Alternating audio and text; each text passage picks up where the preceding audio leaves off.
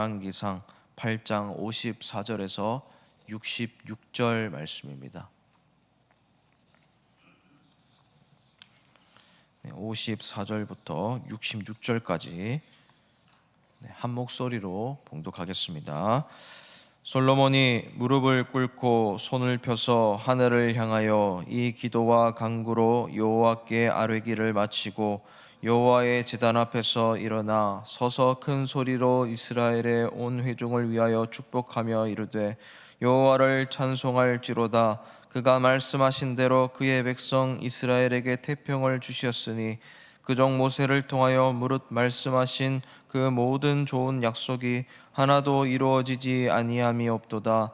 우리 하나님 여호와께서 우리 조상들과 함께 계시던 것 같이 우리와 함께 계시옵고 우리를 떠나지 마시오며 버리지 마시옵고 우리의 마음을 주께로 향하여 그의 모든 길로 행하게 하시오며 우리 조상들에게 명령하신 계명과 법도와 율례를 지키게 하시기를 원하오며 여호와 앞에서 내가 간구한 이 말씀이 주야로 우리 하나님 여호와께 가까이 있게 하시옵고 또 주의 종의 일과 주의 백성 이스라엘의 일을 날마다 필요한 대로 돌아보사 이에 세상 만민에게 여호와께만 하나님이시고 그 외에는 없는 줄을 알게 하시기를 원하노라.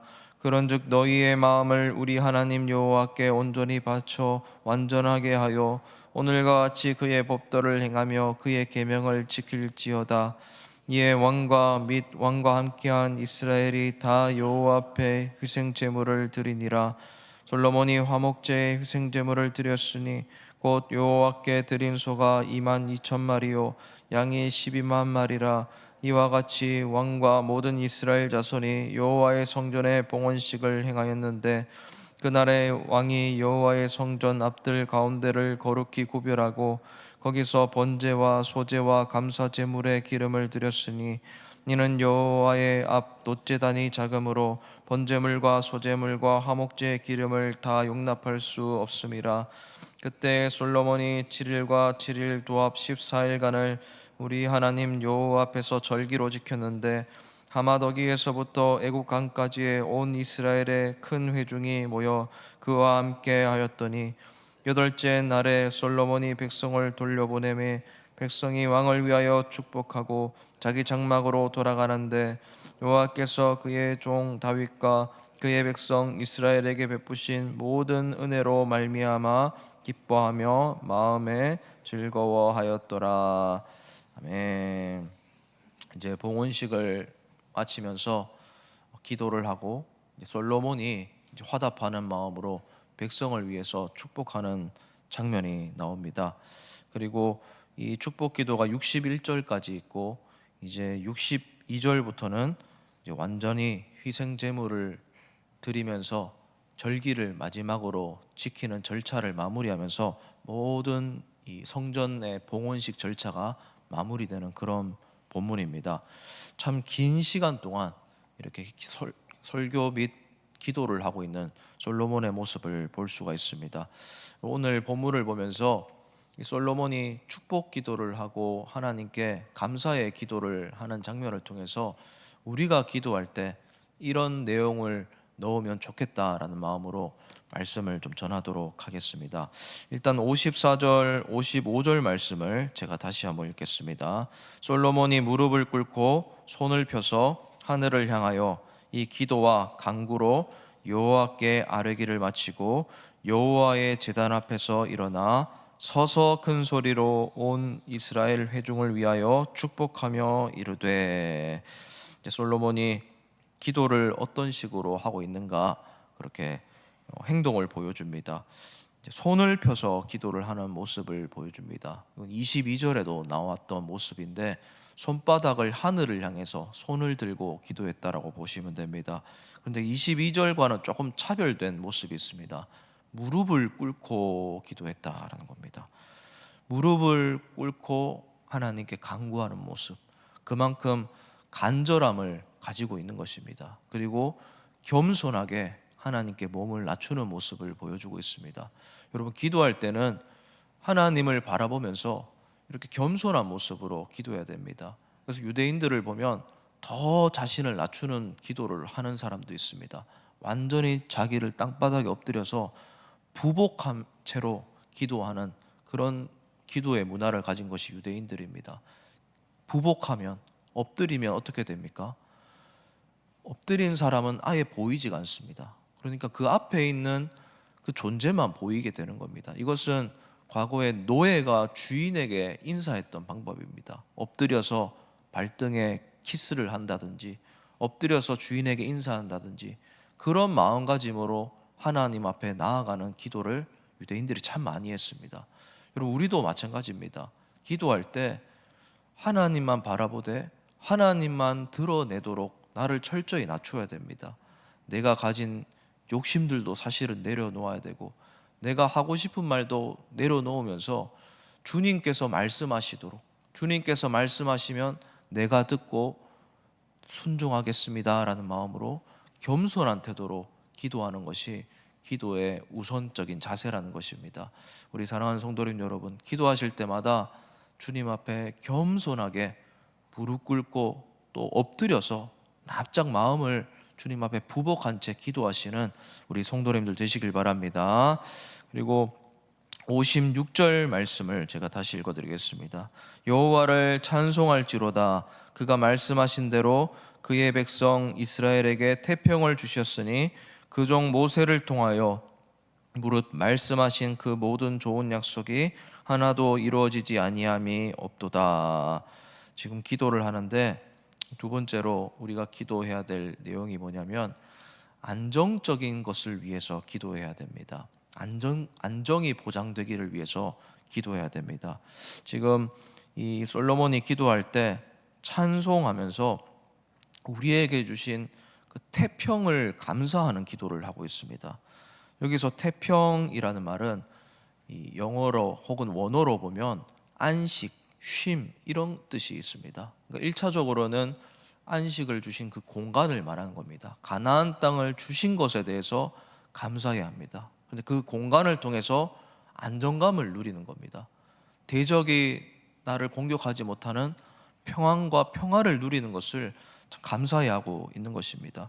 여러분, 지금 솔로몬이 성전을 화려하게 건축하고 이 봉헌식을 드리면서 축복 기도를 하고 있는 건데, 그 성전이 화려한 것보다 더 중요한 것이 있었습니다. 이 성전을 오고 가는 백성들의 마음이 늘 하나님이, 이 성전이 내 마음의 중심이 있어야 된다는 것입니다. 성전을 들어올 때만 하나님의 임재를 느끼는 것이 아니고 성전에서 예배드리면서 그 예배에 대한 하나님의 임재를 느끼고 성전 밖을 향해서 나갈 때 그 성전 밖에서도 하나님의 임재를 느끼는 것, 그것이 성전이 있는 이유 아니겠습니까? 그래서 솔로몬이 태평을 누리게 하셨다는 것은 살아가면서 안정감과 평안과 쉼을 누리도록 그렇게 감사 기도를 하고 있는 것입니다. 여러분, 우리도 마찬가지입니다. 우리가 살아가면서 제일 감사한 것이 있다면 불안 요소가 없어져서 내 인생이 평안하고 평탄하게 안정화되는 것이 참 감사한 제목들 아니겠습니까? 젊었을 때는 그것을 모릅니다. 젊었을 때는 조금 더 역동적이고 즉흥적이어서 뭔가 다이나믹한 일들이 일어나길 원해요. 그런데 연륜이 쌓이다 보면 그거는 젊을 때는 가능한 일이고, 이제 어느 정도 나이가 쌓이다 보면 안정감을 필요로 하게 됩니다. 뭔가 평안한 상태, 큰 사건이 안 일어나는 것, 그거를 우리가 바라지 않습니까? 불안 요소가 제거되는 것이 참 감사한 일이구나 라는 것을 알게 됩니다.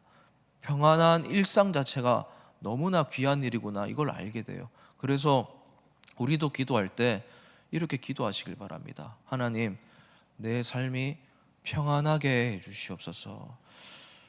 큰일이 안 일어나게 해주시옵소서. 우리 자녀들도 평범한 하루를 살아가게 하여 주시옵소서. 이게 참 필요한 기도인 것 같아요. 그래서 우리 성도님들 인생에도 이런 태평이 일어나기를, 또 태평이 허락되기를 주님의 이름으로 진심으로 축복을 드립니다.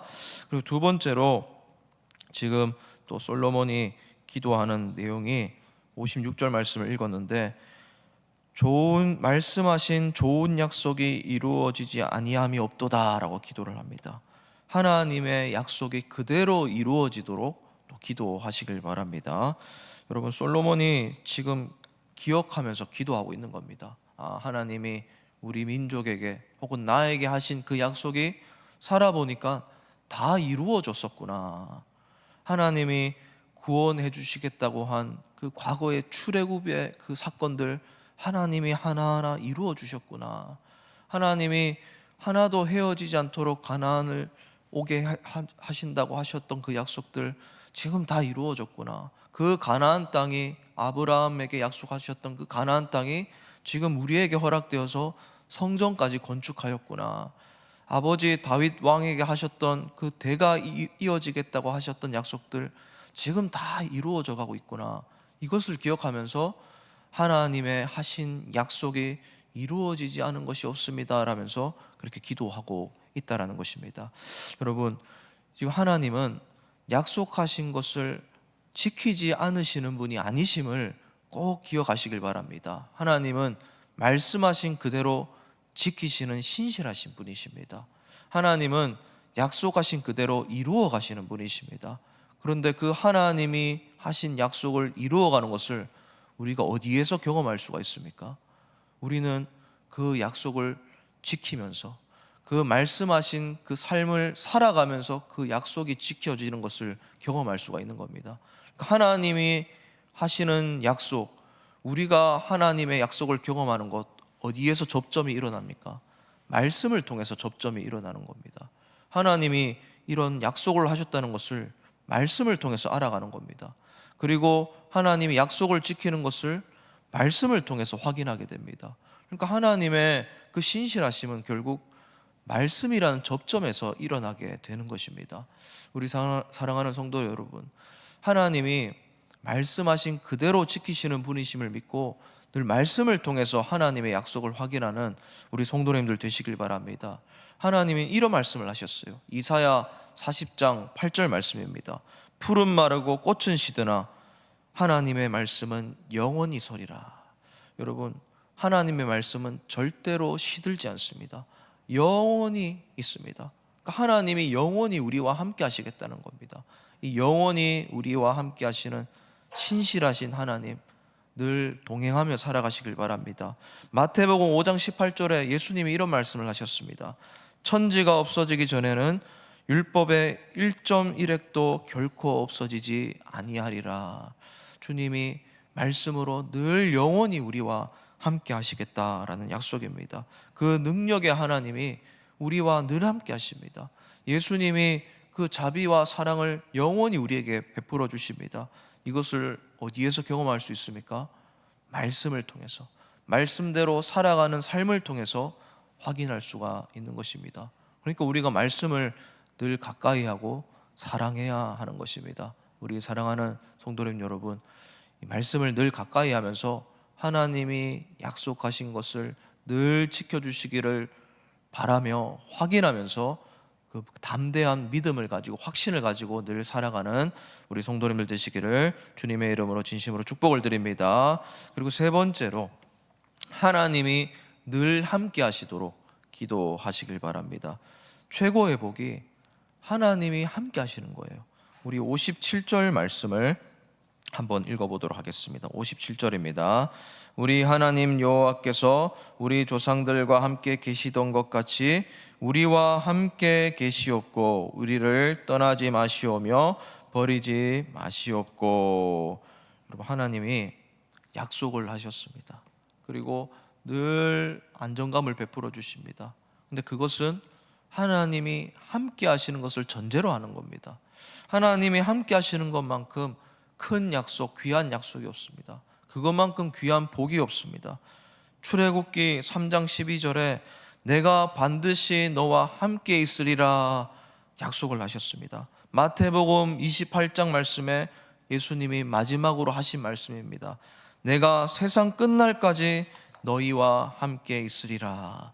여러분, 이 주님이 세상 끝날까지 함께 하시겠다고 약속하셨습니다. 이것만큼 든든한 것이 없습니다. 여러분, 하나님이 우리와 함께 하시는 것 그거 자체를 기도하시며 바라시는 우리 성도님들 되시길 바랍니다. 근데 문제는 내가 그것을 못 느낄 때가 있다라는 겁니다. 불안 요소가 찾아오고 이런저런 일들이 찾아오면 그거에 너무 집중한 나머지 까먹을 때가 있어요. 잊어버릴 때가 있습니다. 주님이 의식되는 것이 아니라 그런 일 자체가 의식될 때가 있습니다. 너무 크게 다가오는 겁니다.